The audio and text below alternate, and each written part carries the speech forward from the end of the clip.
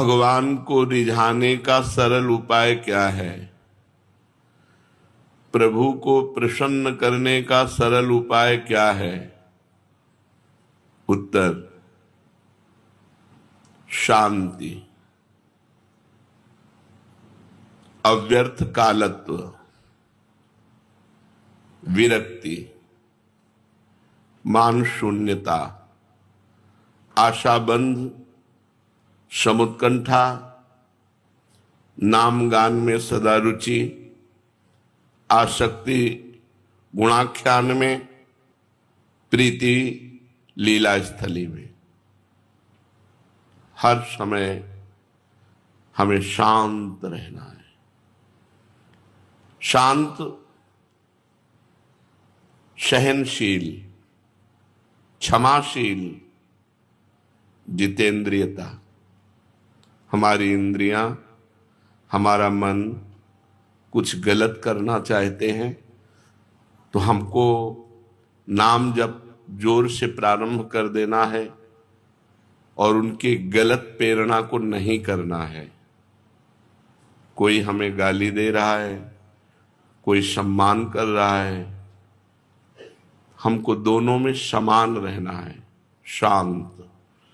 साधु का पहला स्वरूप है, साधक का पहला स्वरूप है जो हमारे भगवान का स्वरूप है। भगवान का स्वरूप क्या है? शांताकारम, शांत। साधक से त्रुटि तब हो जाती है जब वो मन और इंद्रियों की प्रेरणा के अनुसार चलने लगता है। फिर बड़ा अपमान होता है, तिरस्कार होता है, परमार्थ छूट जाता है, जीवन व्यर्थ हो जाता है। इसलिए साधक को इस विषय पर विशेष ध्यान देना है कि जब तक हमें भगवत प्राप्ति नहीं होती तब तक हमारी इंद्रियां और हमारा मन दगाबाज है, धोखेबाज है, मित्र की तरह व्यवहार करके शत्रु का कार्य करा लेता है। 2 मिनट प्रेरित करके गलत करवा देगा और पूरे जीवन उसे भोगना पड़ेगा। पूरे जीवन जेल सजा आदि भोगनी पड़ती है। बहुत विवेक पूर्वक इस मार्ग में चलना है। इस मार्ग में अगर आप थोड़ा भी चूक कर गए तो गिर गए, पतित हो गए। हमसे भजन कम हो रहा है, साधना कोई नहीं हो रही, पर हमसे असाधन भी नहीं हो रहा और हम भगवत आश्रित पढ़े तो भगवत प्राप्ति हो जाएगी। ये हमारी बात कान खोल के सुन लो। तुम बहुत साधन करते हो और असाधन भी हो रहा है, भगवत प्राप्ति नहीं होगी, कई जन्म नहीं होगी। आपसे ज्यादा साधना भी नहीं बन रही, ज्यादा भजन भी नहीं हो रहा, पर आपसे पाप कर्म भी नहीं हो रहे। आप भगवान के आश्रित पड़े हो तो आपको भगवत प्राप्ति हो जाएगी। हमारी बात पे विश्वास करो, क्योंकि आप भगवत आश्रित हो। साधक को हर समय ये ध्यान रखना चाहिए कि हमारा लक्ष्य क्या है। हम उन साधकों से बात कर रहे हैं जो भगवत प्राप्ति करना चाहते हैं, जिनको भोजन नहीं मिल रहा था, अच्छा भोजन के लिए, अच्छी सुविधा के लिए बाबा जी बने, वो तो आप नरक जाएंगे ही, औरों को भी ले जाएंगे। पक्की बात समझ लो। जो भगवत प्राप्ति का लक्ष्य लेकर के संत वेश में आया या वृंदावन आया या सत्संग सुन रहा है, उसको ये लाभ की बातें समझ में आएंगी। हमारा मन और हमारी इंद्रियां प्रकृति से युक्त है, प्रकृति रूपी सामग्री से बनी हुई है और प्रकृति की तरफ इनका आकर्षण है, परमात्मा की तरफ नहीं है। अब हमको इनको उल्टा करना है। जो मना खष्टान इंद्रियाणि प्रकृति स्थानि कर्षति, उनको परमात्मा की तरफ ले जाना है। बड़ा काम है। इनकी धारा बह रही प्रकृति की तरफ, हमको धारा बहानी है राधा की तरफ, किशोरी जी की तरफ। अब हमको हर समय सावधान रहना है कि ये मन ये बुद्धि, ये इंद्रियां कहीं ऐसी हमको सलाह तो नहीं दे रही जो हमें प्रकृति में फंसाने वाली हो, माया में फंसाने वाली हो, भोगों में फंसाने वाली हो। यदि उनकी ऐसी सलाह है तो एक उपाय है, खूब जोर जोर से नाम कीर्तन करो, उनकी सलाह सुनो मत।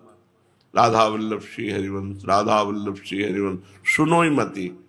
अगर सुन लिया आपने तो उनका स्वभाव है और प्रभाव है। वो प्रमथन स्वभाव की इंद्रियां और मन आपके मन को मथित करके आपसे गलत करवा ही लेंगी, और गलत हो गया, क्रिया गलत हो गई तो परिणाम फिर उसका आता है।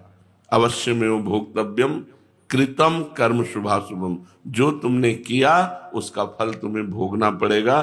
फिर हो सकता है आप परमार्थ से बहुत दूर हो जाए। इसलिए पहला भगवान को प्रसन्न करने का उपाय, पहला शांत रहो। कोई ऐसी हलचल मत करो जो परमार्थ से विमुख कर दे। तुम्हें गाली दे कोई, तुम्हारा अपमान करे कोई, तुम्हें परेशान करे कोई, तुम सह लो, लेकिन तुम्हारे द्वारा शांत व्यवहार होना चाहिए। किसी का चित्त दुखे, किसी को उद्वेग प्राप्त हो, कोई अशांति को प्राप्त हो, ऐसा साधक नहीं होना चाहिए। ऐसा साधक चल भी नहीं पाएगा परमार्थ में।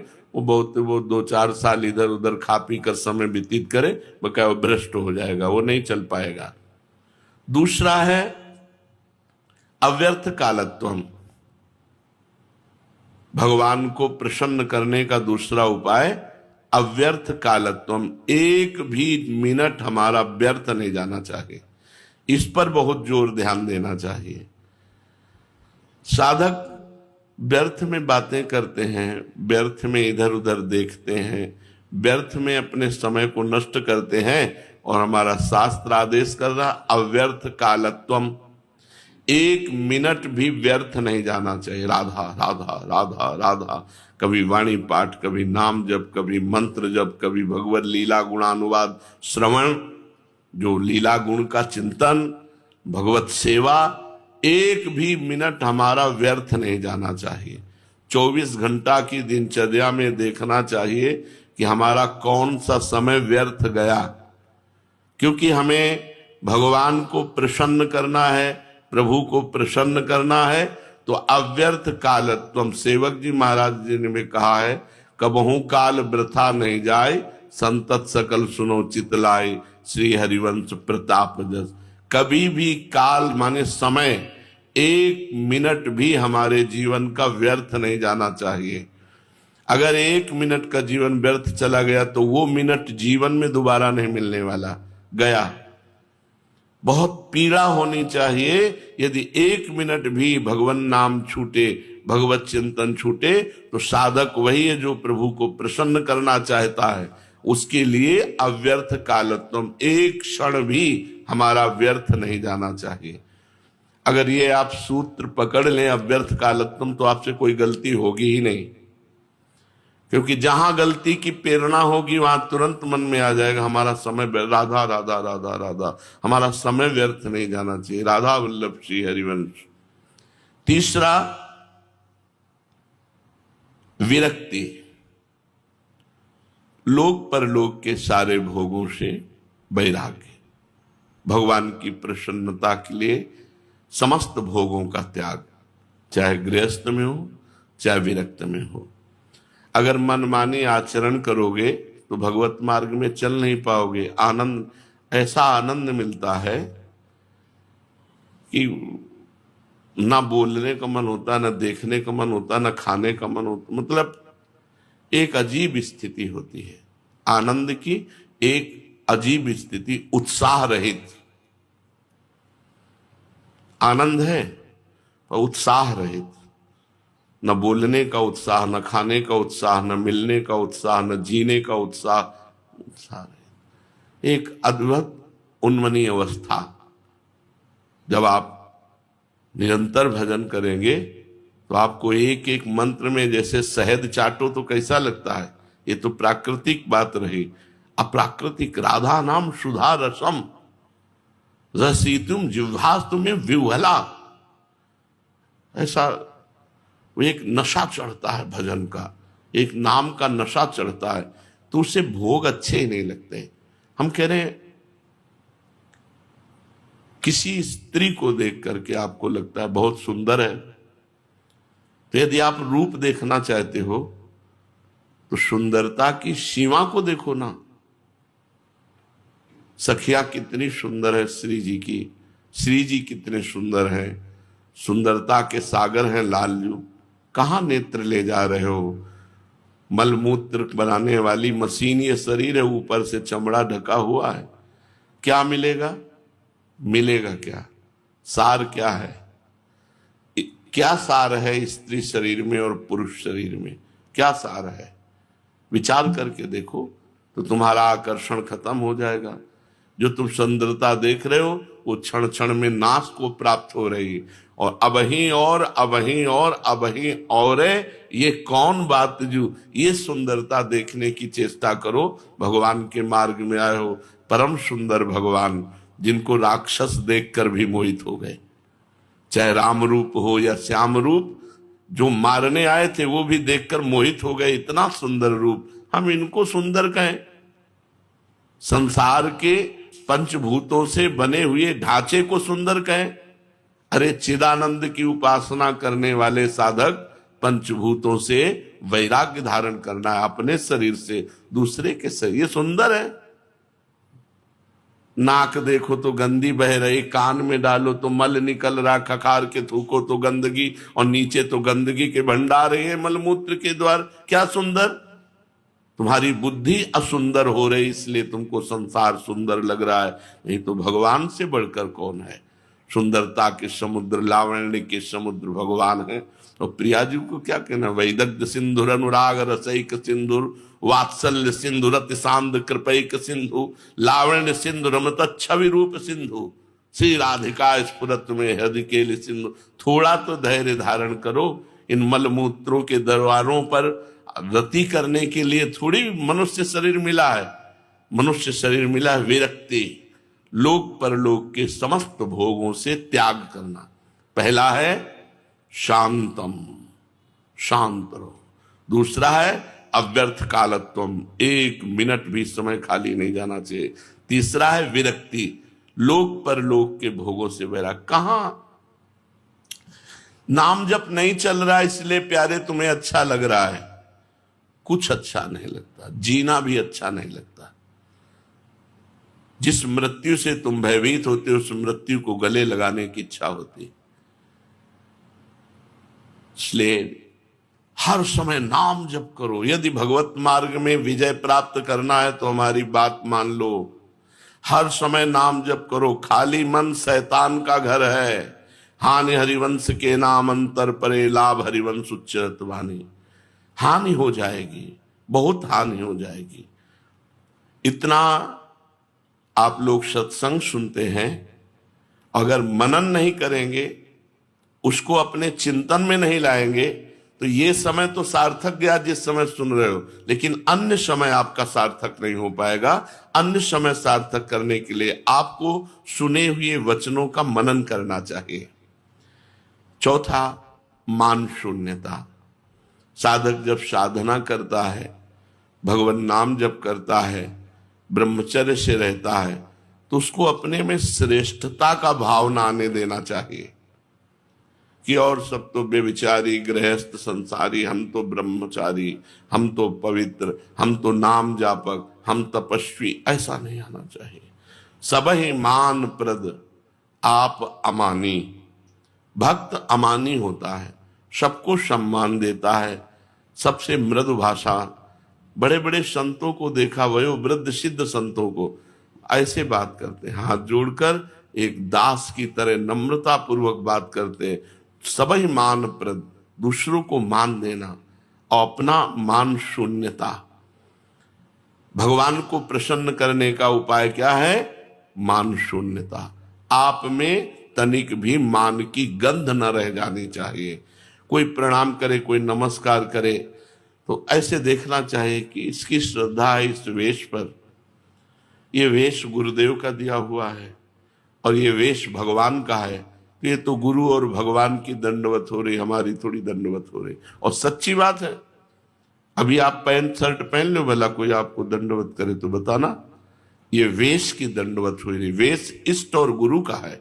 तो हमें मान कभी स्वीकार नहीं करना चाहिए और दूसरे को मान देने में चूकना नहीं चाहिए। सब ही मान प्रद आप अमानी, अमानी ना मान देना, अमानी होकर दूसरों को मान देना, ये भगवान को प्रसन्न करना है।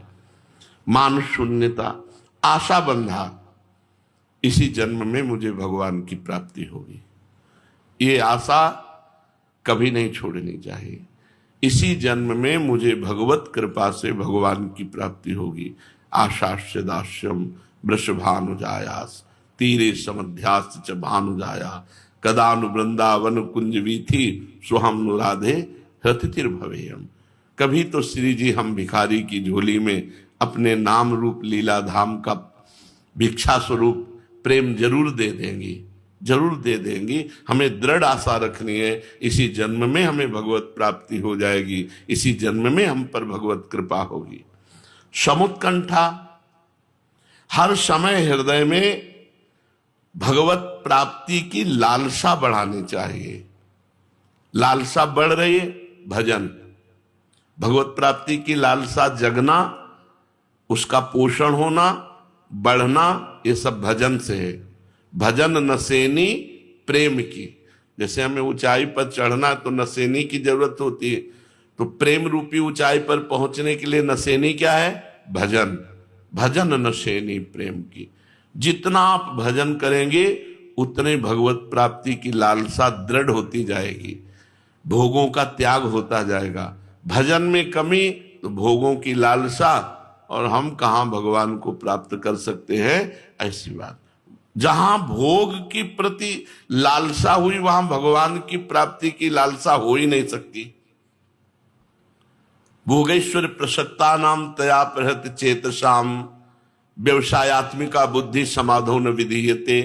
जिसकी बुद्धि भोग और ऐश्वर्य में लग गई है वो परमात्मा की प्राप्ति की इच्छा भी नहीं कर सकता।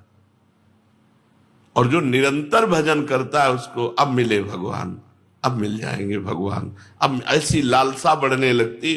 खूब अंदर से भजन, एक तार तैल धारावत भजन चल रहा है और बार बार लालसा हो रही, आशा बंधा, बार बार भगवान मिल जाएंगे इसी जन्म में। समुत्कंठा, एक उत्साह है, एक लालसा है, एक आनंद है, ये भजन के बल से। नाम गाने सदा रुचि, नाम में रुचि पैदा हो जाए, भगवान प्रसन्न हो गए। रुचि, जैसे हमको रबड़ी खाने में रुचि, गुलाब जामुन पाने में रुचि, नाना प्रकार के भोग पदार्थों में रुचि, ऐसे में सच्चिदानंद प्रभु के नाम में रुचि हो, गटकते रहे राधा राधा राधा। आप सच्ची मानिए, ये जो आप नाम जप कर रहे हैं और नाम जप करते हुए आपके मुख में जो ये पानी आता है, रस आता है, ये सबसे बड़ा चरणामृत है। और ये जब हृदय में जाता है तो सारी कलुषता को धो देता है। जो नाम जप कर रहे हैं आपके जो रस आया, और ये जब अंदर जाता है सारी कलुषता को नष्ट कर देता है। इसीलिए तुम संतों की जूठन पाते हैं कि उनके मुख का रस लगा हुआ कोई भी पदार्थ अगर मिल जाए तो जैसी उनकी नाम में रुचि है स्वाद पूर्वक, वैसी हमारे में रुचि आ जाए। तो जो हम निरंतर नाम जप करते हैं उत्साह पूर्वक, तो नाम का जो रस जाता है वो हृदय को निर्मल कर देता है। मौन होकर अधिक से अधिक नाम गाने सदा रुचि, नाम जप में खूब रुचि रखो। कभी नाम कीर्तन कर रहे हैं, कभी नाम जप कर रहे हैं, कभी नाम लिख रहे हैं, देख रहे हैं एकाग्रता पूर्वक, राधा राधा वल्लभ श्री हरिवंश, राधा वल्लभ श्री। अरे आनंद लूटो। मौज में कौन रहता है? जो भगवान में चित्त जोड़े रहता है। हर समय मृत्यु लोक में दुख, चिंता, उद्वेग, भय, ये सब बने रहते हैं, और इन सब के बीच में आनंद में जीवन वही काटता है जो चित्त भगवान में जोड़े हुए है। तो नाम गाने सदा रुचि, आसक्ति तत् गुणाख्याने, भगवान की चर्चा करने में आसक्ति होनी चाहिए। अगर कोई साधक सुनने वाला हो तो आपस में बैठकर प्रियालाल के रूप की चर्चा, उनके गुण की चर्चा, किसी पद को ले लिया, किसी पंक्ति को ले लिया, उसकी चर्चा आपस में, और नहीं है तो अपने मन को श्रोता बना लिया। अपने मन से भी तो चला जाता है कि मन को बैठा लिया कि सुनो देखो चतुरासी जी में ये पद लिखा, इस पद का ये भाव है, और अंदर ही अंदर चिंतन कर रहे हैं। उससे प्रभु की लीला में आसक्ति होती है। आसक्तिस्तद गुणाख्याने, प्रभु की लीला चरित्रों का श्रवण करना और गान करना, ये भगवान की प्रसन्नता के लिए बहुत जोरदार साधन है। अगर हम भगवान की चर्चा को सुन, देखो हम मिठाई वाले को नहीं देखते कि काला है कि गोरा है कि पवित्र है कि अपवित्र, मिठाई पसंद आई हम ले लेते हैं। ऐसे हमको ये नहीं देखना चाहिए कि कौन बोल रहा है, क्या बोल रहा है, ये हमें देखना चाहिए। वो आचार्य की महिमा बोल रहा है, गुरु की महिमा बोल रहा है, इष्ट की महिमा बोल रहा है, किसी भक्ति की महिमा बोल रहा है, तो ये नहीं कौन सुना रहा है, बोले हम, अरे ऐसा नहीं होना चाहिए। हम उसी आसक्ति से सुने जैसी आसक्ति से सुनना चाहिए। भगवान की चर्चा कोई भी कह रहा हो, सोचो श्री सुखदेव जी 16 वर्ष के हैं और भगवान पराशर जी व्यास जी के पिता हैं। पराशर जी के पिता, शक्ति के पिता वशिष्ठ जी बैठे हुए हैं। मतलब सुखदेव जी के पिता व्यासदेव जी, व्यासदेव जी के पिता पराशर जी, पराशर जी के पिता शक्ति जी, शक्ति जी के पिता वशिष्ठ जी, बाप बाबा पर बाबा सब वहां बैठे हैं।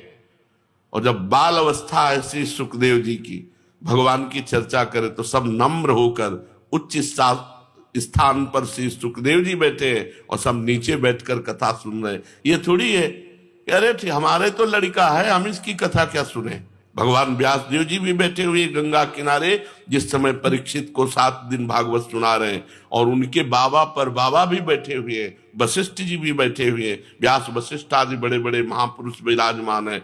तो कथा सुनने में ये नहीं देखना चाहिए कि प्रवक्ता कौन है, कथा क्या चल रही, उसका हमें पान करना चाहिए। कोई भी प्रवक्ता हो, भगवान की प्रेरणा से भगवान ने जितनी बुद्धि दी है उसके अनुसार उठा थोड़ी रखता है भगवान का यश गाने में। तो हमको भगवान का यश सुनने में आसक्ति होनी चाहिए, सुनने का नशा होना चाहिए। भगवान की कथा कहने में और सुनने में आसक्ति होनी चाहिए, इससे भगवान प्रसन्न हो जाते हैं। और 9वां, प्रीतिस्तद वसति स्थले, भगवान की लीला स्थलियों में प्रीति हो जानी चाहिए। हम वृंदावन के बिना जी नहीं सकते। आसक्ति हो जाए प्रभु की लीला स्थली में, अपने इष्ट की लीला स्थली में ऐसी प्रीति, ऐसी आसक्ति हो जाए कि आपको वृंदावन से बाहर जाने की बात आवे तो आपको एक बार रोना पड़े कि वृंदावन के बाहर। वैसे एक बार दतिया के राजा ने ग्वारिया बाबा को बहुत प्रार्थना की कि आप एक बार दतिया वापस चलिए, वहां सब आपके लिए लालायित है। ग्वारिया बाबा ने पहले तो मना किया कि धाम छोड़कर हम कैसे, ऐसे वृंदावन धाम को हम पीठ करके कैसे जाए।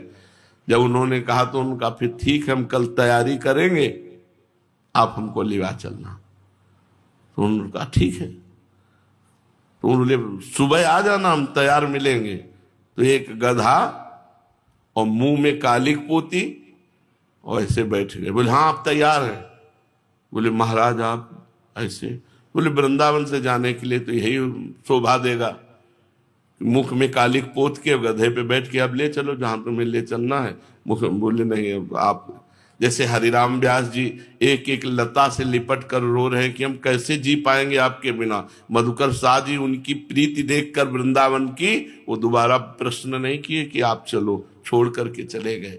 तो प्रीति तद वसति स्थले, अपने इष्ट देव की लीला स्थली में ऐसी प्रीति हो कि भाई हम प्राण त्यज सकते हैं लेकिन वृंदावन नहीं छोड़ सकते, हम धाम नहीं छोड़ पाएंगे, हम श्री जी के महल से दूर नहीं रह पाएंगे। तो ये 9 बातें बताई। अगर भगवान को प्रसन्न करना है तो पहली है शांति, साधक हो शांति धारण करो, सहनशील स्वभाव रखो। दूसरा है अव्यर्थ कभी आपका 1 मिनट भी व्यर्थ समय न जाए। तीसरा है विरक्ति, लोक परलोक के भोगों से वैराग्य हो। चौथा है मान शून्यता, दूसरों को मान दो, स्वयं मान की लालसा मत रखो। पांचवा है आशाबंद, इसी जन्म में हमें प्रभु मिलेंगे, ये दृढ़ आशा हमारे अंदर। छठवां है समुत्कंठा, हर समय लालसा भजन की बढ़ती चली जाए, उत्साह बढ़ता चला जाए भजन के लिए, भजन कभी रुके ना, भजन कभी क्षीण ना हो, ऐसा उत्साह। समुत्कंठा, हर समय उत्कंठा भजन करने की बनी रहे। सातवां नाम गाने सदा रुचि, नाम जपने में सदा हमारी रुचि बनी रहे। आठवां है भगवान के लीला गुण गायन और श्रवण में हमारी आसक्ति हो। जैसे किसी अफीमची को अफीम न मिले तो व्याकुल घूमेगा, ऐसे हमें नशा होना चाहिए। आज हमें सत्संग नहीं मिला, आज हमें भगवत चर्चा सुनने को नहीं मिली, हमारे कान भूखे रहें, व्याकुल हो जाएं भगवान की चर्चा के में। और नवा भगवत धामों में प्रीति, किसी भी तरह से हम अपने इष्ट की लीला स्थली का त्याग न करें तो इष्ट के पास ही पहुंच जाएंगे। यहाँ की महिमा है, अगर आप धाम को नहीं छोड़ोगे तो धाम आपको श्री जी तक पहुंचा देगा, पक्की बात मान लो। जे रेणु पर मरिबो मंगल आए, यहां वृंदावन की ब्रज की एक रजकण अगर मरने वाले के शरीर में, जो कहीं बाहर मर रहा है, उसके शरीर में एक रजकण अगर लग जाए तो उसका कल्याण हो जाएगा। फिर यहां धाम में मरोगे तो कल्याण नहीं, श्री जी की प्राप्ति हो जाएगी। अगर रज का सेवन कर रहे, नाम जप कर रहे, श्री जी के लीला गुण गा रहे, तो निश्चित धाम की प्राप्ति हो जाएगी। ये रास लीला क्या है? लोग रास लीला को बड़े भद्दे शब्दों में प्रयोग करते हैं। इस रास लीला क्या है? भगवान की चिदानंदमयी लीला, जो रास क्रीड़ा है, ये भगवान की दिव्य चिदानंदमय लीला है। इसमें एक परमात्मा अनेक रूप होकर अपने आप से अपने आप में खेलता है, स्वप्रतिबिंब विभ्रवा। एक परमात्मा ही अनेक रूपों में होकर अपने आप से अपने आप में खेलता है, उसे कहते हैं रास। स्वयं रस की वर्षा करके उसका रसास्वादन करते हैं, उसे कहते हैं रास, अपने आप से अपने आप में। तभी भगवान शुकदेव जी ने कहा, गोपी नाम च तत्पति नाम सर्वेशा बेवच योन्ताश्चरति स्वध्यक्षा क्रीडने नेह देह भाग। जो गोपियों के अंतः में, उनके पतियों के अंतः में, चराचर जगत के अंतः में विराजमान परमात्मा है, वही क्रीडने नेह देह भाग, वही बहुत से देह धारण करके अपने आप में क्रीड़ा कर रहा है, उसे कहते हैं रास। जो सबकी अंतरात्मा में विराजमान परमात्मा श्री कृष्ण है, वो अपने ही रस का रसास्वादन कराने और करने के लिए बहुत रूपों में होकर जो खेलते हैं। क्या गोपी स्त्री है? गोपी श्री कृष्ण मई है। जैसे श्री कृष्ण तनु, वैसे गोपी तनु गोपी मन दोनों श्री कृष्ण में। रास में जो महामहिमा है वो एक है, दो नहीं है। लाल प्रिया एक, प्रिया लाल एक। और श्री कृष्ण तनु श्री कृष्ण मनु मई समस्त गोपियां। और यहां प्रियालाल में तनु और प्रियालाल में मनु समस्त सहचरियां। हित का तनु प्रिया प्रीतम का, तो हित का तनु सहचरी का, हित का मन समस्त सहचरियों का प्रियालाल के हित में लगा रहता है। एक ही तत्व है, दूसरा तत्व नहीं। निकुंज में प्रेम तत्व, हित तत्व। स्वयं आस्वादक, स्वयं आस्वाद्य। कैसे कोई समझेगा रास को? स्वयं आस्वादक और स्वयं आस्वाद्य। स्वाद देने वाला वही और स्वाद लेने वाला वही। स्वाद भी वही, स्वाद देने वाला भी वही और स्वाद लेने वाला भी वही, उसे रास कहते हैं। दिव्य धाम में ये दिव्य लीला कभी कभी प्रकट हुआ करती है। जैसे द्वापर में प्रकट हुई, बकाया निकुंज में ये निरंतर चलती रहती है। नव निकुंज अभिराम श्याम संग, नीको बन्यो समाज, जैसे हित हरिवंश विलास रास जुत, जोरी अविचल राजू। हर समय रास विलास युक्त जोरी विलसती रहती है नवनिवृत्त निकुंज में। लेकिन प्रगट में कभी कभी अवतार प्रकरण में जब धाम अवतरित होता है भगवान, तब लीला प्रकाशित करते हैं रास आदि की। लेकिन नवनिवृत्त निकुंज में निरंतर रास विलास चलता रहता है। भगवान की लीलाएं उनके अवतार काल में हुई तो आज कैसे दर्शन कर सकते हैं? तो बोले भगवान की लीलाएं नित्य होती है, हमारी तुम्हारे सब कुछ अनित्य है। हमारे कर्म अनित्य हैं, नाशवान है, हमारे तन अनित्य हैं, और भगवान का तन नित्य है और भगवान की लीला नित्य है। जो अनित्य शरीर से होता है वो कर्म होता है, और जो नित्य चिदानंदमय शरीर से होता है उसे लीला कहते हैं। इसीलिए बड़े महापुरुषों के कर्म नहीं कहे जाते, फिर लीला कही जाती है। जो सिद्ध महापुरुष हो जाते हैं, चिदानंद तन में समाहित हो जाते हैं, उनकी लीला कही जाती है। अनित्य नाशवान शरीर से जो होता है वो दो प्रकार के कर्म होते हैं, शुभ और अशुभ।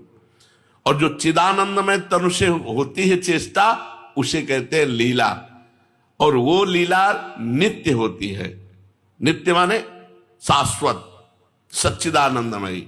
तो अभी हम भावना करें तो अभी हमको जिस लीला की भावना करें वो नित्य लीला है, और वो निरंतर हो रही उसी लीला का आपको दर्शन होने लगेगा। पहले प्रकट हुई थी अब नहीं, ऐसा नहीं है भगवान की लीला में। भगवान जिस प्रकार नित्य है उसी प्रकार भगवान की लीलाएं भी नित्य हैं। तो भगवान की लीला में प्रवेश कब होता है? जब भजन से ज्ञान प्राप्त होता है, ज्ञान से संसार से वैराग्य प्राप्त होता है, वैराग्य के बाद जब पराभक्ति की प्राप्ति होती है, और पराभक्ति से भगवान के यथार्थ स्वरूप का ज्ञान जब हो जाता है, तब उसके अंदर भगवत लीला में प्रवेश करने की सामर्थ्य आ सकती है। पहले ज्ञान, तभी हमें वास्तविक वैराग्य की प्राप्ति होगी, और जब वास्तविक वैराग्य होता है तब पराभक्ति होती है, और पराभक्ति से युक्त वो सर्वत्र भगवान का अनुभव करता है। ऐसा वासुदेवा सर्वमिति, ऐसा महात्मा वो लीला में प्रवेश पाता है, जो समस्त जगत को भगवान का स्वरूप देख लेता है। चेष्टा करने पर भी लीला चिंतन बनता नहीं है, एक सा नहीं चलता है, नहीं चलेगा जब तक त्रिगुण से पार नहीं हो जाओगे। कभी सतोगुण आया तो बहुत अच्छा भजन में मन लग रहा है, लीला चिंतन में मन लग रहा है। कभी रजोगुण आया तो सांसारिक लीला चिंतन आ गया, कभी तमोगुण आया तो निद्रा आलस्य प्रमाद। जब तक त्रिगुणातीत नहीं हो जाओगे तब तक एक रस लीला चिंतन नहीं चलेगा। त्रिगुणातीत होने के लिए भजन है। यही डर ही डरप हरिवंश हित जिनो भ्रमय गुण सलिल पर, जे नामन मंगल लोक तिन सुहरिपद भज न विलंब कर। भगवान का जितना भजन करोगे उतने तुम त्रिगुणातीत होते चले जाओगे, उतने गुणों का प्रभाव आपके ऊपर नहीं पड़ेगा, उतने भजन एक रस रहेगा। इसलिए मूल बात है भजन करते हुए त्रिगुणातीत हो जाए, तब भगवान की लीला का रसास्वादन होता है। गुणों के अंतर्गत तो कभी थोड़ा सात्विक भाव आ गया, कभी राजसिक भाव आ गया, कभी तामसिक भाव आ गया।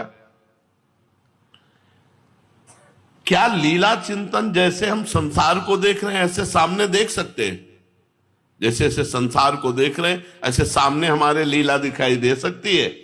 हाँ, बिल्कुल दिखाई दे सकती है। इतना भजन करो कि तुम्हारे दिमाग में केवल प्रिया प्रीतम बस जाए, तो केवल प्रिया प्रीतम की लीला दिखाई देने लगेगी। जब प्रिया प्रीतम दिखाई देते हैं तो ना होश होता है और न ज्ञान होता है कि संसार है, केवल प्रिया प्रीतम रहते हैं दिमाग में केवल। पर हमको अपने भजन को इस तरह करना है, कह रहे हैं कि मिलो कभी मत नहीं खबर लो, कभी न दो सुख दुख संवाद, पूर्ण रूप से भूलो मन से, मरने पर भी मेरी करो न याद। पर मैं तुम्हें नहीं भूलूंगी, ताकूंगी न दूसरी ओर, न्योछावर हो चुका तुम्हीं पर, जीवन यह मेरा चित चोर। बोले लीला में प्रवेश पाने के लिए कैसी मना स्थिति चाहिए? मिलो कभी मत, हम तुम्हारा भजन कर रहे हैं, कभी मत मिलो। बिल्कुल ऐसा है, यही जीवन का सूत्र रहा है, क्योंकि सूत्रधार यही रहे हैं जीवन में। भक्ति मार्ग के सूत्रधार यही रहे, इसलिए यही सूत्र रहा है जीवन में। हमने कभी नहीं कहा प्रियाजू से कि आप हमें मिलो, कभी नहीं कहा। वो अयाचक दृष्टि से दाता हैं, उनकी कृपा का सबसे पहला दर्शन मदन मोहन जी के मंदिर के नीचे हुआ था।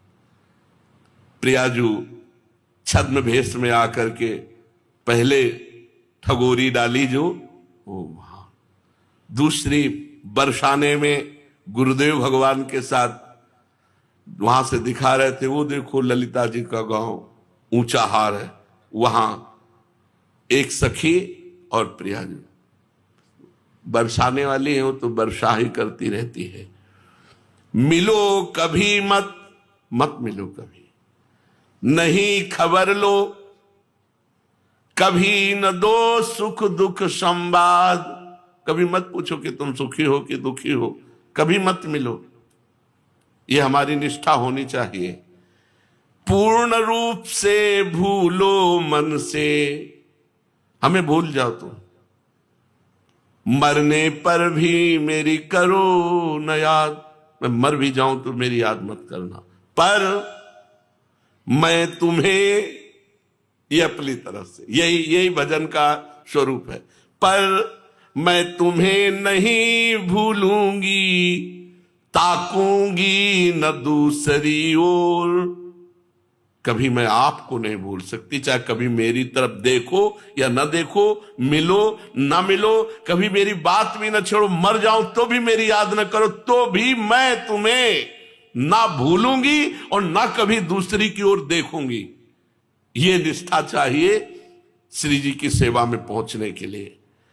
न्योछावर हो चुका तुम्हीं पर, जीवन ये मेरा चित चोर। हे चित चोर जुगल सरकार, मैंने अपने जीवन को आपके हवाले कर दिया, मैं बिकी हुई हूं आपकी, दूसरी ओर देख नहीं सकती। भले आप मिलो ना मिलो, आप जानकारी लो ना लो कि दुख में है कि सुख में, मरने पर भी मेरी याद न करना, लेकिन मैं आपकी याद कभी नहीं भूल सकती और दूसरी की ओर आंख उठाकर नहीं देख सकती। अपने प्राणों को मैंने आपके चरणों में न्योछावर कर दिया।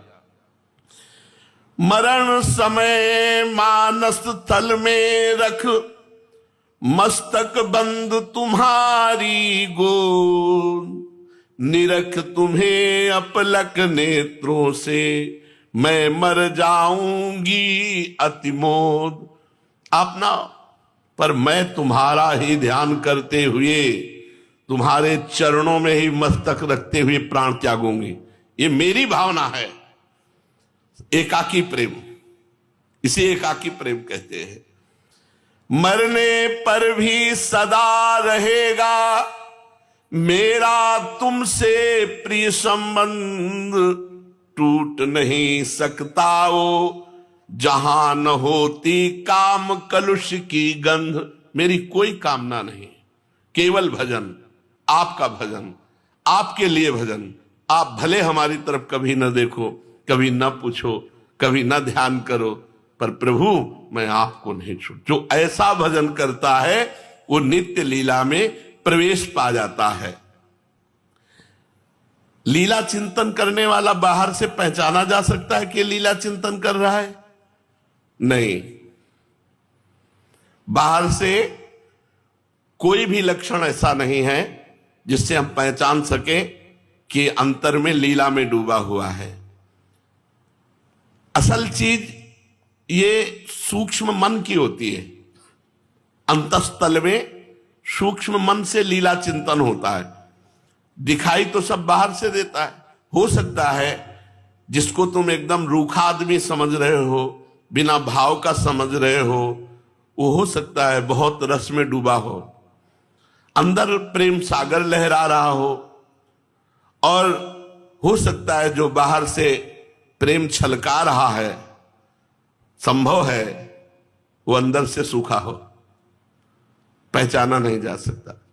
बाहर से बड़ा प्रेम भाव दिखा रहा है, हा कृष्ण हा प्रिया, वो अंदर ये ड्रामा है, लेकिन अंदर से बिल्कुल उसके प्रीति नहीं। हो सकता है एक आदमी रूखा सूखा ऐसे दिखाई दे रहा हो, कोई भाव नहीं, कोई, और वो प्रीति में अंदर डूबा हो। इसलिए ये लीला चिंतन करने वाला है, ऐसे पहचान करने की कोई लक्षण नहीं है। भगवान की लीलाओं में परम उदार लीला कौन सी है?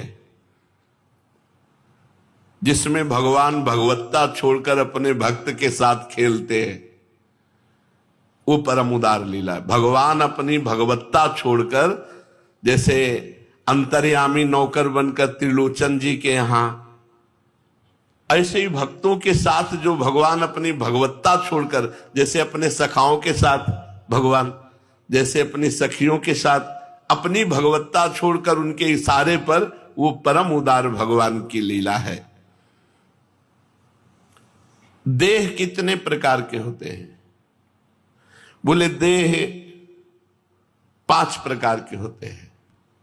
एक स्थूल देह जो है, एक सूक्ष्म देह जो अंदर है, एक कारण देह जो सूक्ष्म और स्थूल के बनने का कारण है, और फिर एक होता है भावमय देह, फिर एक होता है चिन्मय देह। जो स्थूल शरीर कारण तीनों का त्यागी है, वो भावमय देह को प्राप्त होता है, और जो भावमय देह होता है वह चिन्मय देह होता है। सच्चिदानंदमय प्रभु की लीला में प्रवेश पाने के लिए चिदानंदमय देह की आवश्यकता है, और वो इष्ट और गुरु कृपा से मिलता है। इसलिए शांत रहो, निर्विकार रहो, निरंतर भजन परायण रहो, इधर उधर मन की हरकतों को अपनी नजर में रखो, कोई गलती ना होने पावे। यही हमारे जीवन की साधना है कि भगवत विमुख आचरण ना होने पावे। जो वृंदावन में बहुत जल्दी श्री जी का दर्शन करना चाहता हो, उसको इस रहनी से रहना होगा श्रीधाम में। सर्वानेव सदा स्तुवंस्तत् इतः सर्वान् सदा प्रीडयन्। जो भी वृंदावन के खग मृग पशु पंछी मनुष्य जो भी हैं, सबको प्रणाम करो, सबके धन्य भाग मनाओ कि अहोभाग्य इनके जो वृंदावन के पशु पक्षी बने, अहोभाग्य इनके जो वृंदावन वासी हैं। हमें सबकी चरण वंदना करनी है, बहुत जल्दी श्री जी की कृपा प्राप्त होती है। सर्वानेव सदा स्तुवंस्तत्, सबकी स्तुति करो, सबको प्रणाम करो, सबकी वंदना करो। यहां चूक मत कर देना, किसी के दोष दर्शन मत करना, किसी की निंदा मत करना, किसी को पीड़ा मत पहुंचाना। अपना काम बनाने आए हो धाम में तो सबका स्तवन करो। बड़े बड़े आचार्य महापुरुषों ने स्तवन किया है। हे राधाया रतिगृह सुका, हे मृगा, हे मयूरा, भूयो भूया प्रणत भिरम प्रार्थे अनुकंपाम। हे श्री जी की कुंज के सब सुख शारिका कोकिला मयूर खग मृग पशु पंछी, हम बार बार आपकी चरण वंदना करते, आप हम पर कृपा करो। खग मृग पशु पंछी जे या बन के चरण शरण रख लीजय। हे वृंदावन के खग मृग पशु पंछी ब्रजवासी जन, हम आपके चरणों की शरण में हैं, आप कृपा कीजिए मुझ दीन अधम पर। हमारे लाडली लाल रीझ जाए, हमें अपनी सेवा में ले ले, ऐसी भावना। सर्वानेव सदा स्तुवंस्तत्, स्तुति करते हुए वृंदावन वास करो सबकी। किसी की निंदा मत करो, किसी का अपराध मत करो। ये सब लाडली जू के लाडले हैं। जब लाडली जू ने पसंद करके रख लिया तो हम उनमें दोष दर्शन करने वाले कौन होते हैं? अगर वो दोषी हैं तो हम तो महादोषी हैं। जब लाडली जू ने हम जैसे अधमों को रख लिया तो फिर हमें दूसरे का दोष दर्शन करने का अधिकार ही नहीं है। और कह रहे सर्वान सदा प्रीणयन, किसी को कभी कोई पीड़ा मत पहुंचाओ, चाहे पशु पक्षी हो, चाहे कोई हो, न वाणी से, न शरीर से, न मन से। बहुत जल्दी लाभ मिल जाएगा। ये जो दूसरे के दोष दर्शन और पीड़ा पहुंचाना, ये अहंकार से होता है। जब हमारे अंदर कोई अहंकार होता है तब दूसरे का दोष दर्शन दिखाई देता है, पक्की बात समझ लो।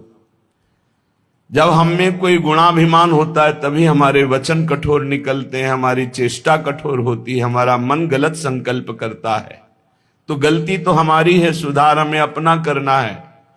यहां किसी को भी किसी भी तरह की पीड़ा पहुंचाना मानो अपने को परमार्थ से भ्रष्ट कर देना है। यहां सबकी स्तुति करो, आदेश कर रहे हैं श्रीपाद, सबकी वंदना करो। अरे बोले वो तो ऐसा आचरण करता है, तो हम आचरण की वंदना नहीं करते, हम श्री जी की कृपा की वंदना करते हैं जो ऐसे को भी वृंदावन वास दिया। जब लाडली जू ने पसंद कर लिया तो हम कौन होते टोकने वाले? हमें प्रणाम करना है, श्री जी की पसंद को हमें प्रणाम करना है। श्री राधिका कृपा बिन सबके मन नगम्य, अगर लाडली जू कृपा ना करती तो वृंदावन धाम कैसे आ जाता? इसलिए श्रीपाद आदेश कर रहे हैं, यहां सबकी स्तुति करो, सबको प्रणाम करो, किसी को भी पीड़ा मत पहुंचाओ। सर्वेषां सुख संपदा स्वविलसन सर्वात्म भावम भजन। आहा, सबके लिए तुम सुख संपादन करने वाले बनो। कम से कम वाणी से तो दरिद्र मत बनो। वाणी से मधुर वचन बोलने में क्या जाता है? प्रिय वचन बोल, हंस बोले बहुमान दे। जब किसी से बात करे प्रसन्न मुद्रा में बात करे, बहुत मधुर वचन, बचने का दरिद्रता। इसमें कोई पैसा तो लगता नहीं मधुर वचन बोलने में। कठोर वचन क्यों बोलो? दूसरों को सुख पहुंचाने की चेष्टा करो। नहीं कुछ है तो वाणी से ही सही मृदु वचन बोल दो। सर्वत्र भगवत भाव रखो। ये सब श्री जी के लाडले हैं। जंगहा लोहा है पर पारसमणि का प्रभाव है, वो सोना बना देंगे। हम सब ऐसे ही हैं, हमें श्री जी की कृपा ही श्री जी तक पहुंचा पाएगी। हमारे में कोई साधन नहीं, कोई बल नहीं ऐसा। इसलिए हम सबके प्रति भगवत भाव रखें। सबके हृदय मंदिर में हमारे प्रिया प्रीतम विराजमान है। और सर्वाग्रे विनयाति भाव नमित ग्रीवो निरस्ताखिला। जब बात करो धीरे से हाथ जोड़ जाए, किसी से भी बात करो जी। एक दास, बिका हुआ दास, नम्र भाव, विनीत चेष्टा, मृदुल वचन, मेरी लाडली जो रीझ जाएंगी। यही दरबार दिन को आदर रीत सदा चले। आदेश कर सर्वाग्रे विनयाति भाव नमित, सबके आगे ग्रीवा झुकी हुई विनय पूर्वक। अगर हरि प्रिया को रिझाना है तो निरस्ताखिल, जितने भी हैं पशु पक्षी खग मृग मनुष्य, ये धाम है सबके आगे। पेक्षस्तु स्वयमाव साम्यहमिदम वृंदावनम पावनम। और किसी से अपना कोई संबंध नहीं, ये भी एक सावधानी। सर्वापेक्षा रहित, सबसे निरपेक्ष। पर जब कोई सामने आए तो ऐसे ने देखा है महापुरुषों को जी, छोटे से छोटे शरीर अवस्था वाले या साधन मार्ग वाले भी बड़े पूज्य भाव से उनको ऐसे अपना काम बनाना है। सब में अपने लाडली लाल विराजमान है, सबके ऊपर लाडली लाल की अपार कृपा है। ऐसी भावना से सर्वाग्रे विनयाति भाव नमितो ग्रीवो निरस्ताखिल अपेक्षस्तु स्वयमाव साम्यामिदम। पर संबंध किसी से नहीं बनाना, ये चतुराई है, ये विवेक पूर्ण व्यवहार है। सबसे मृदुल व्यवहार, सबके आगे नम्र परिचय किसी से नहीं। आप हमारी कुटिया आए, हम आपकी कुटिया जाएं, आओ बैठो खाओ, नहीं। असंगो हम स्वयमाव साम्य हम इदम वृंदावनम पावनम, ऐसा व्यवहार रखना है। ध्यान रखो, अगर इतनी क्षमता ना हो तो मत मुस्कुराना, मत बोलना, मत उल्टा नाम जवाब में देना, मौन हो जाओ, निरपेक्ष हो जाओ, किसी का दोष दर्शन मत करो, किसी से बोलो मत, बच जाओगे। अगर ये कला आपको पता है, गुरु प्रताप से युक्ति है, हंसकर विनम्रता पूर्वक प्रणाम मुद्रा में बात की, चल दी, पर निरपेक्ष। पर इसमें फंसने के बहुत चांस है, साधक को फंसने के बहुत चांस है। मुस्कुराकर बात करना, नम्र व्यवहार करना, तो फिर कई तरह की फंसाव वृत्तियां हो सकती, इसलिए आगे चलकर यही स्थिति आ जाती है। पर प्रथम साधक को उदासीनता धारण करनी पड़ेगी।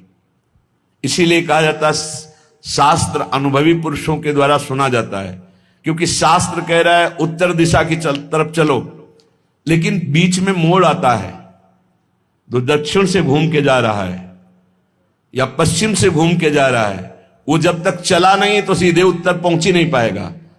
ये पहुंची हुई बात है, बहुत उत्तम अवस्था की बात है। तो प्रारंभिक साधक को क्या करना है? किसी से नहीं मुस्कुराना, किसी से नहीं बात करना, किसी से भी प्रियता नहीं दिखानी, उदासीनता, सबसे होए उदास, ना कोई किसी से बात करना, ना व्यवहार करना, ना बुलाना, ना किसी के बुलाने पे जाना, बात पकड़ लेना हमारी।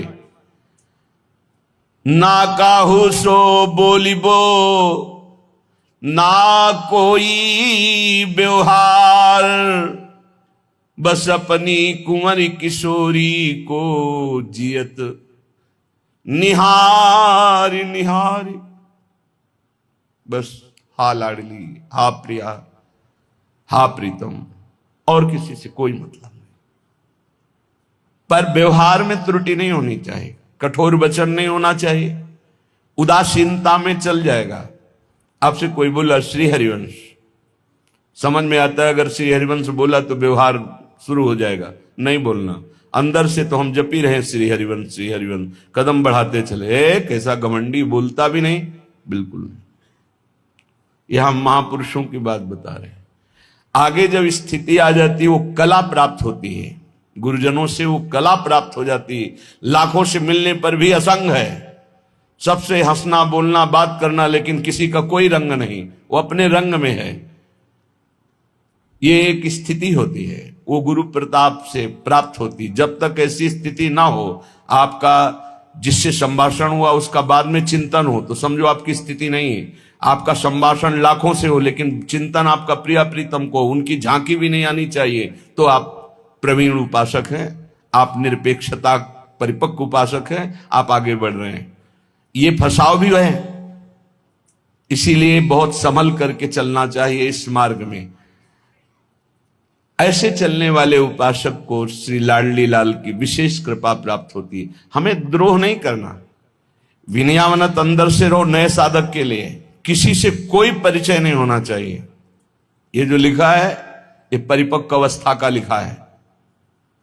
जिनकी परिपक्व अवस्था, हंस बोले बहुमान दे, सबसे हंसी और सबसे प्रसन्न मुद्रा, कोई फर्क उनको नहीं पड़ रहा, अपने को पड़ जाएगा फर्क। सतमार्ग का उपासक बिल्कुल दृढ़ रहे। अगर अपनी क्षमता नहीं है तो किसी के उत्तर में श्री हरिवंश भी न दे। हमारी बात मान लेना, हमें महापुरुषों की अनुभूत बातें कह रहे हैं, इसमें कोई अपराध नहीं लगेगा। कोई बोला श्री हरिवंश, देखना भी नहीं, अंदर से हमारा तो चल ही रहा है श्री हरिवंश, चरण बंदना, आगे निकल गए, कोई परिचय नहीं। बहुत यही कहेगा, बहुत ये अभिमानी है, बात नहीं करता है, बड़ा अपने को बड़ा भजनानंदी समझता है, बढ़िया है, ऐसा चलेगा। लेकिन हमारे को विक्षेप पड़े, ऐसा नहीं। कोई बिरला चतुर विवेकी साधक होता है कि साधक की स्थिति को देख करके उसको छोड़ देता है। हाँ, ये हमसे बोल दिए, इतनी बड़ी कृपा रही, ऐसा कोई नहीं समझता है। इसलिए व्यवहार में चिपकाव भी नहीं होना चाहिए, बिल्कुल असंग रहना चाहिए। नहीं, बहुत खतरा है, बहुत खतरा, खतरा ही खतरा है। ये शब्द लिख लो, चाहे स्त्री शरीर हो चाहे पुरुष शरीर हो, बिल्कुल ये मत डरना कि कहीं वैष्णव अपराध न लग जाए। आपके दरवाजे आ जाए, आपकी कुटिया में आ जाए, नहीं, निरपेक्ष। भाई जी से कह दिया था उनकी शिष्या ने, भाई जी से शिष्या थी, 20 वर्ष से साधना कर रही थी केवल भाई जी के दर्शन के लिए। और जब भाई जी वो तीर्थ यात्रा में ट्रेन गई तो वहां से अपने आप उतर करके वहां गए, क्योंकि उनकी आकांक्षा थी जाकी रही भावना जैसी। तो भावना की पूर्ति करने के लिए स्वयं भगवान श्री कृष्ण में वो गए, दरवाजा खटखटाया। वो देवी अखंड ब्रह्मचारिणी 20 वर्ष से केवल छवि पा गई थी भाई जी की, तो भाई जी की छवि विराजमान करके आराधना में तत्पर थी। आकांक्षा थी, जिनको मैंने गुरु माना, एक बार क्या मैं साकार दर्शन कर सकती हूँ। दरवाजा खटखटाया, किसी की हिम्मत नहीं थी कि दरवाजा खटखटा दे, घर का भी सदस्य। वो एक समय था जिस समय दरवाजा खोलो और भोजन ऐसे रख दो और चले जाओ। वो किसी से आंख भी नहीं मिलाती थी, परिवार वालों से। जब दरवाजा कई बार खटखटाया तो उन्होंने खोला, सामने देखा जिनकी छवि पूजा गृह में विराजमान थी वो प्रभु खड़े। भाई जी निहाल हो गए, नाच पड़े, पाद प्रक्षालन किया, चरणामृत लिया, आरती उतारी, पूरे अपने भावपूर्ण, और कहा प्रभु एक विनती है। कहा बोलो। बोले अब दोबारा कभी आप यहां कृपा ना करें। इतनी बड़ी निरपेक्षता की मूर्ति वो देवी, उसने कहा विनती है दोबारा आप कभी कृपा ना करें। मेरी प्रबल लालसा 20 वर्ष थी कि मैं अपने प्रभु को एक बार देखूं, एक बार देख लिया, अब आप दोबारा कभी ना। उनका ऐसा क्यों कहा? ऐसा इसलिए कि जब आप आओगे तो शास्त्रों लोगों को पता चल जाएगा, और मैं चाहती हूं कि हमारी प्रीति सिर्फ आप जाने और हमारे हृदय में रहे और कोई ना जाने।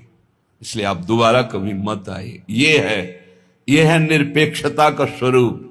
अपने गुरुदेव से प्रार्थना कर दी, दोबारा कभी आप कृपा करके ना आए, क्योंकि जब ये बात पता चलेगी कि ऐसी मैं आराधना कर रही हूं, आप आएंगे तो आपके साथ लोग होंगे, इससे प्रचार प्रसार होगा, मेरी आराधना प्रकाशित हो जाएगी। मैं नहीं चाहती। भाई जी पद में उसकी रचना करके कि वो अपनी पूजा को भी छुपाने के भाव में, कि पूज्य भी ना जान पावे कि मैं कैसी उनकी पूजा करता हूं, और भाई जी ने कभी उनकी वहां दोबारा नहीं गए। ये हमको उदाहरण मिलता है कि जब तक हमारी उपासना चरम सीमा में ना पहुंच जाए, तब तक हमको बहुत छुप करके, बहुत एकांत, बहुत शांत साधना करनी है। व्यवहार बिल्कुल नहीं करना। 100 में 80% लगभग साधना में बहिर्मुख साधना करने वाले मिलते हैं। उनमें से कोई 20% ऐसे साधना में जो अंतर्मुख, उन अंतर्मुख वालों में कोई 5% ऐसे होंगे जो जितेंद्री और सीधा लक्ष्य भगवत प्राप्ति। नहीं तो आवश्यकता प्रभु की है पर रुचि भोगों की है। अंदर से देख लो, हमारा लक्ष्य भगवान है पर रुचि भोगों की है। इतने में फंसे रहते 15%। लक्ष्य भगवान है पर रुचि भोग है, इसलिए वो लड़खड़ाते रहते हैं। कोई 5% ऐसे हैं जिनका लक्ष्य और रुचि दोनों एक हो गए श्री भगवान, और वो क्रॉस कर गए माया को। इसलिए बहुत सावधान होकर उपासक को, क्योंकि ये केवल व्यवहार। तो एक कोई उपासक ने प्रश्न किया था, स्त्री शरीर उपासक ने, कि हमारे यहां कोई वैष्णव आना चाहते हैं और जब आते हैं तो हमें विक्षेप होता है, अगर मैं मना करती हूं तो वैष्णव अपराध का डर लगता है, आपका क्या है? बिल्कुल डरने की जरूरत नहीं। सीधे कि आप कृपा कीजिए, आपके चरणों की कोटिशा वंदना, आप कभी हमारी कुटिया मत आइएगा, कभी। सीधे, कोई इसमें वैष्णव अपराध की, हमारी साधना का विषय है, हमारे नियमावली का विषय, हमारे गुरुदेव की आज्ञा है, इसलिए आप कभी कृपा करके मत पधारें। बिल्कुल इसमें कोई अपराध नहीं, कोई अपराध की संभावना ही नहीं, क्योंकि अपने साधन की सुरक्षा। और कोई भी उत्तम साधक कभी ऐसा करेगा ही नहीं कि किसी एकांतिक साधक या साधिका की कुटिया में जाकर के बैठने का साहस करे। ऐसा उत्तम सा, उसके पास खुद समय नहीं, वो क्यों जाएगा? और जो जा रहे हैं तो सीधे मना कर दो। मायाम आगे इसीलिए लिख दिया, कांचन कामिनी मय महामोहांधता कारिणी। एक एक शब्द का प्रमाण है, क्योंकि ये माया बड़ी विचित्र है। ये कंचन कामिनी आदि के रूप में आकर के अंधी कर देती है, अंधी कर देती है। बहुत सावधान, बहुत सावधान। भाई रसिक जनों में क्या है, बैठकर संगोष्ठी ही तो करनी है। चलो भाई सुधा निधि के श्लोक आप सुनाओ, हम उसका अर्थ करते हैं। ये किसी भी तरह से मायाम कांचन कामिनी मैं महामोहांधता कारिणी, बुद्धि को ही अंधी बना देती है ये माया। इसलिए कभी भी कहीं भी किसी को भी समय ना दे। हमारी साधना, हमारी इंद्रियां, हमारा मन ये प्रभु की तरफ ही चलती रहे, इसके लिए अभी हम समर्थ नहीं हैं। इसलिए हमको कभी भी किसी का संग नहीं करना। सामूहिक संग सत्संग सुनो, अपने मोबाइल से सत्संग सुनो, लेकिन आपको किसी को पर्सनल, ना किसी की कुटिया में जाना है, ना किसी को अपनी कुटिया में बुलाना है। असंग अगर जीवन रहा तो प्यारी जो की कृपा से उनमें आसक्ति हो जाएगी, उनमें ममता हो जाएगी, नहीं तो बहुत बहुत गड़बड़ी है। प्रिया प्रीतम के सिवा उनका भजन, इसके बाद न कोई सजन न कोई कजन। अब केवल प्रीतम का भजन, दूसरी कोई चाल नहीं। आप हमारे कौन हैं? हम पहचानना भूलना चाहते हैं, हम केवल पहचान रखना चाहते हैं श्यामा श्याम, बस। आपने हमें पहचाना, हम तुम्हारे पहचानने के लिए साधना कर रहे हैं क्या? हम श्यामा श्याम के पहचानने के लिए, हाँ उन्हीं के अंश हो, ठीक है, जय श्री राधे, जाओ। बोले बहुत है ऐसे, हमने सच्चे संतों को देखा है, डंडा लेके दौड़ते जो प्रणाम करने चले, डंडा ले। राजेंद्र दास जी महाराज दर्शन करने गए, उठाया डंडा, दौड़े। तो साधुओं की सेवा किए हुए हैं, संतों का संग किए हुए, स्वयं संत हैं, सर झुकाए हुए गए, वो डंडा ताने खड़े रहे। इशारा किया चलो अंदर कुटिया में, अपना टटवा लगा लिया। उनका डरे नहीं, तो बोले आप ही से पले हैं, डरना क्या है महाराज, आप ही संतों से तो पले हैं, बहुत अच्छे महापुरुषों का कृपा प्रसाद प्राप्त है। बोले महाराज ये सब क्या लीला है?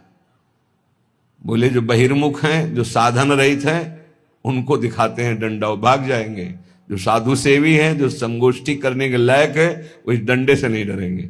जैसे तुम बैठो, बहुत संभल के रहना, ये उपदेश का कार्य जो है बहुत खतरे का कार्य है, संभाल के खेलना। बस आप संतों की कृपा, उन्हीं के श्रीमुख से सुनी हुई बात कह रहे हैं, उन्होंने ही अपना अनुभव बताया। तो बहुत सावधान साधक कुछ ऐसी बाहरी कड़ुआहट रखता है जिससे संसारी आदमी उसी को देख के भाग जाए। बड़े विचित्र विचित्र संतों की साधनाओं की सुरक्षा की व्यवस्था होती। एक संत कानपुर में जंगल एरिया में रहते थे, तो उनकी बड़ी प्रसिद्धि हुई। तो साउंड बड़ा सा रखते थे, टेप रखते थे, फिल्मी गाना बजाते थे। तो आधे तो जो सुनने के लिए, दर्शन के लिए जाते थे, वो गाने सुन के लौट आते थे, वाह वाह वाह वाह, एक फिल्मी गाना सुनता है, आधे लौट आते। आधे जाते तो वहां नजदीक बोर्ड लिखा था 500 रुपए देने पर ही आपको, और वो आग के किनारे ऐसे बैठे थे, आग रखा रहता। तो जो कि चलो देखते भाई क्या राग रंग है महात्मा का, तो चिमटा रखते थे, 500 चढ़ाया, उन्हीं के सामने उठाया, आग में जला दिया। सोचते पागल है, ऊपर बिना पैसा के अंदर नहीं आ सकते हो, पैसा दोगे वो पैसा आग में जाएगा, पर फिर लेते क्यों है बाबा जी पैसा? कोई बिरला एक आध श्रद्धा कर पाता नहीं, बिरला कोई नहीं। थोड़े दिन भीड़ चले, फिर अपने भजन को सुरक्षित रखने के लिए संतों के पास ऐसी बाउंड्रियां होती कि उनको क्रॉस करना मुश्किल। जैसे कबीरदास जी वैश्या के गले हाथ डाला, पूरी काशी में घूम गया, कोई आना बंद, सब कोई नहीं। ये तो बस बाहरी फुलरा है, इनके हटाने में देर थोड़ी लगेगी, 5 मिनट में सब बंद हो जाएगा, 5 मिनट में।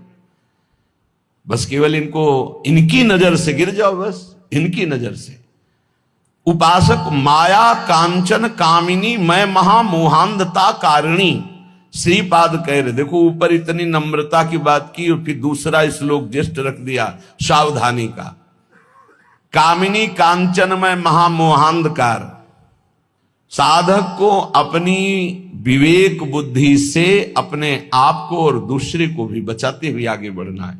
मायाम माने देह भाव से जितना आकर्षण है वो सब माया के द्वारा होता है।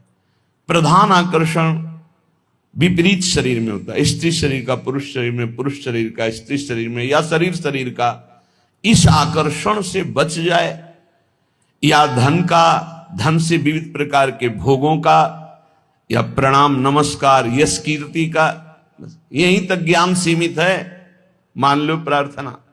इसको लांघ करके तत्वबोध होना बहुत कठिन बात है। सारा ज्ञान यही उपाधियों तक रह जाता है।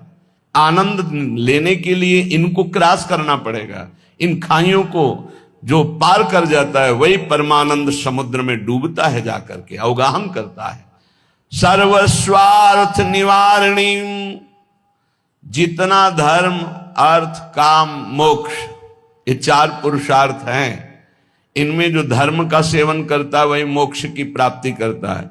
अर्थ और काम धर्म और मोक्ष के बीच में है।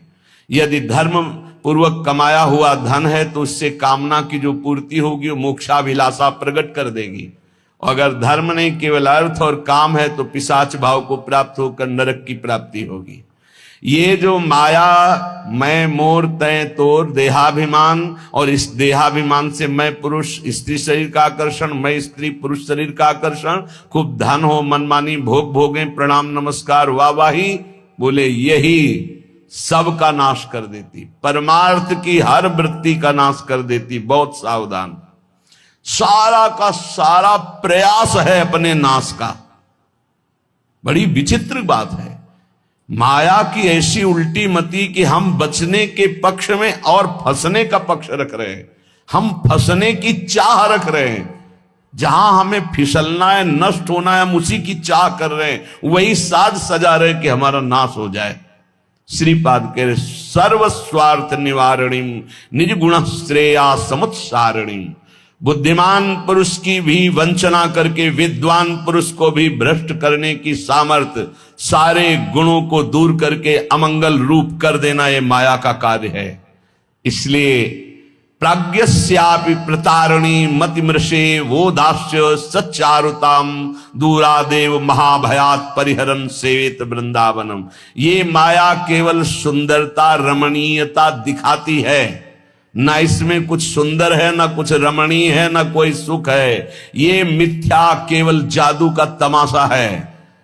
दूर से देख लो, छूने की कोशिश की तो कुछ हाथ नहीं लगेगा। मिथ्या जानकर दूर से इसका नमस्कार पूर्वक त्याग करो, अहंकार पूर्वक नहीं, नमस्कार पूर्वक। हे जगदम्बा, हे माता, बस आप आशीर्वाद दो, मैं प्रभु को प्राप्त हो जाऊं। और श्रीधाम वृंदावन का सेवन करो, वृंदावन का आश्रय लो, वृंदावन का वास स्वीकार करो। श्री साध्यैरपि दुर्लभाद्भुत पदाकांक्षी निहीनोप्य हो नित्यं त्वयि अपराध कृत्वं रसं नैवाणु मप्याप्लवन् नैव त्यक्तुमिहोत्सहे कुविषयान् धर्मादि विस्मारकान् तल्लज्जा भय शोक मोह वलितम माम त्राहि वृंदावनम। ये वृंदावन का वास, ये वृंदावन का प्रेम, ये प्रियादासी भाव, प्रिया सहचरी भाव, श्री साध्यैरपि दुर्लभात्, अद्भुत पदवी, अद्भुत पदाकांक्षी।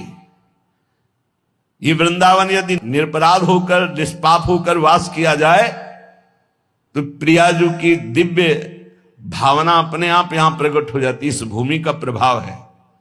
प्रियालाल के भाव में वो डूबा, भावोत्सवेन भजतामरस कामधेनुम। बोले जो लक्ष्मी नारायण को भी दुर्लभ है सुख, वो सुख प्रियादासी को प्राप्त होता है, प्रिया सहचरी को प्राप्त। श्री साध्यैरपि दुर्लभाद अद्भुत पदाकांक्षी। अद्भुत पद राधा सहचरी भाव, जो श्री लक्ष्मी जी और उनके आराध्य देव नारायण, इनके लिए भी जो सुख दुर्लभ है वो सुख, ये ध्रुवदास जी ने भी लिखा। शिव श्रीपति यद्यपि ललचाही मन प्रवेश तिन्हों को नाही। बड़ा दुर्लभ रस है वृंदावन। बोले इस पदवी की आकांक्षा प्रकट कर देता है वृंदावन, यदि निरपराध रहा जाए, निष्पाप रहा जाए। पर यहां ऐसी लीला होती है कि अपराध बन जाता है। क्योंकि यहां प्रबल सैनिक नहीं, सेनापति सुभट काम क्रोध लोभ मोह विराजमान है। यहां जरा सी चूक हुई के अपराध बन जाता है।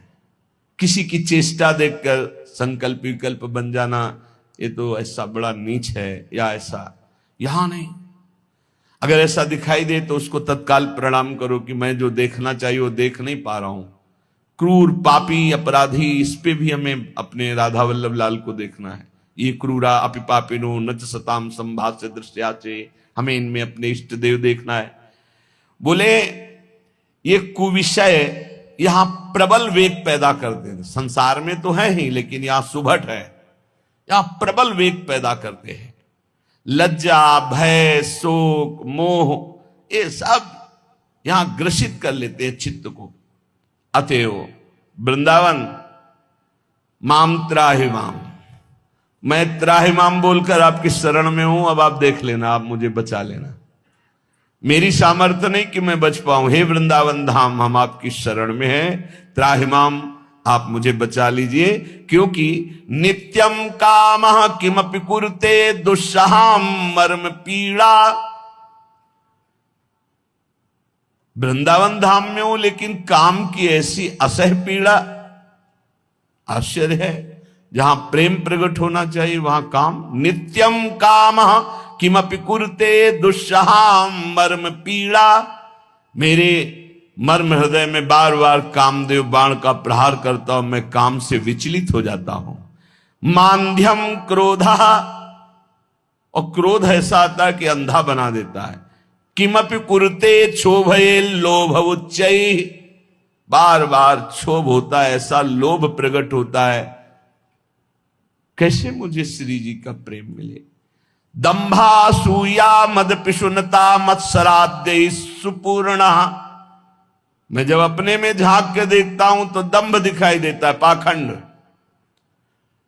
असूया, दूसरे के गुणों में दोष दर्शन करता हूं। मद, अभिमान है। पिशुनता, दूसरे की चुगली करता हूं। मात्सर्य, ये मेरे से आगे निकला जा रहा है, ईर्ष्या होती है। मैं सब दोषों से युक्त स्वार्थ से भ्रष्ट हुआ हूं। पर शरणम यामि वृंदावनत्वाम, इसका भाव क्या है कि कोई कामी है, क्रोधी है, लोभी है, दंभी है, पाखंडी है, नीच स्वभाव वाला है, यदि वो भी आजीवन वृंदावन वास का नियम ले ले तो वृंदावन धाम उसको भी लक्ष्मी नारायण जिस सुख के लिए ललचाते हैं वो सुख प्रदान कर देगा। ये धाम की अपार महिमा। इसीलिए कहा जाता है किसी के दोष दर्शन मत करना, क्योंकि यहां पता नहीं किसको घसीट कर श्री कृपा लाडली जी की लाई है। अब वो दंभी है, पाखंडी है, कामी है, क्रोधी है, कैसा है, पर लाडली जी की कृपा लाई है, वो उनको संभाल देगी। तो अब हम अगर दोष दर्शन करेंगे तो फिर हमारा रजिस्टर खुल जाएगा। अभी दबा हुआ है रजिस्टर। अगर तुम दूसरे को आए चोर तो तुरंत तुम्हारी जांच होगी कि तुम कितने साहूकार हो, फिर तुम फेल हो जाओगे। जैसे हमको श्री जी ने कृपा करके रखा है, ऐसे इनको श्री जी ने कृपा करके रखा है।